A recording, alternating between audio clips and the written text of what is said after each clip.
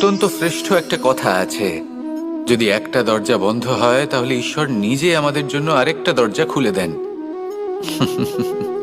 কিন্তু কিছু মানুষ আছেন যারা এটা ভাবেন যে আমার সাথে তো এরকম হলোই না, আমাদের জন্য তো কোনো নতুন দরজা খুললো না, কোনো নতুন পথ আমরা খুঁজে পেলাম না। সেই বিষয়ে আমরা চিন্তা করি, দুঃখ পাই যে এরকম কেন হলো। কখনো কখনো নতুন দরজা উন্মুক্ত হয়, কিন্তু পুরনো যে বন্ধ দরজা আছে তার সামনেই আমরা দুঃখী হয়ে বসে থাকি, আর এমন ভাবে বসে থাকি যে নতুন দরজার দিকে আমাদের চোখই যায় না। কখনো কখনো ঈশ্বর জেনে শুনেই আমাদের জন্য নতুন দরজা, নতুন পথ উন্মুক্ত করেন না, কারণ তিনি চান যে আমরা যেন পরিশ্রম করি, কর্ম করি, নিজেকে আরো বেশি শ্রেষ্ঠ করে তুলি, সক্ষম হই, আর নিজের পথ আমরা নিজেই খুঁজে নিই। কখনো কখনো এমনও হয় যে ঈশ্বর চান যে আমরা যেন সেই পথে চলতে শুরু করে দিই। ভবিষ্যতে গিয়ে ঈশ্বর আমাদের সবকিছুই প্রদান করেন,